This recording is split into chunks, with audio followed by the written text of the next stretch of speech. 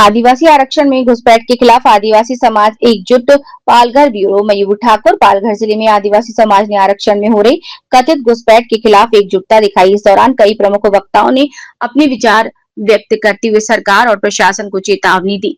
अब आदिवासी समाज को अपनी ताकत दिखाने का समय आ गया है। एक्स एमपी बलिराम जाधव ने कहा कि सबसे पहले मैं माफी मांगता हूं। मैं पालघर का पहला सांसद इसलिए बना क्योंकि मेरी जाति ने मेरा साथ दिया। अगर जाति का साथ ना होता तो मैं नहीं जीतता। आदिवासी समाज मेहनत करके अपना जीवन यापन करता है। हमारे आरक्षण औरों को घुसने का अधिकार नहीं दिया गया है।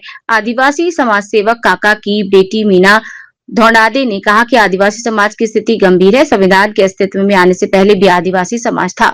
आदिवासी निसर्ग पूजक हैं, जिन्होंने कहा कि सोनम वांगचुक को समर्थन दिया। अब विशाल मोर्चा होना चाहिए। जोहर जिंदाबाद। विलास बेलकर ने कहा कि संविधान में आदिवासी समाज की पहचान दर्ज है। पालघर और ज्वार में मोर्चे निकाले गए। सचिन सिंगड़ा ने कहा कि जो मसौदा तैयार होगा वो सभी के लिए होगा। हर संगठन को अपना अपना निवेदन देना चाहिए।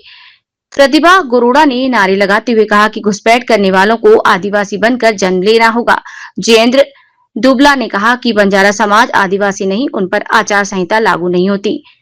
एक्समाला श्रीनिवास वनगा ने बताया कि मंत्रालय में मुख्यमंत्री के सामने विरोध किया गया था।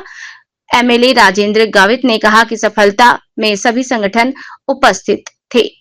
उन्होंने आगे कहा कि गजट संविधान से श्रेष्ठ नहीं हो सकता। पिछले 3 महीनों से नासिक में आंदोलनकारी उपोषण पर बैठे हैं, लेकिन सरकार ने अभी तक कोई सुध नहीं ली। एमपी हेमंत सावरा ने आदिवासी आरक्षण बचाओ समिति की स्थापना की। अंत में एमएलए विलास तारे ने अध्यक्षीय भाषण देते हुए कहा कि अब समय आ गया है कि आदिवासी समाज संगठित होकर अपने हक की लड़ाई लड़े। ये बैठक आदिवासी समाज की बढ़ती चिंता और एकजुटता को दर्शाती है। अब आगे बड़े आंदोलन की रूपरेखा बनाने की संभावना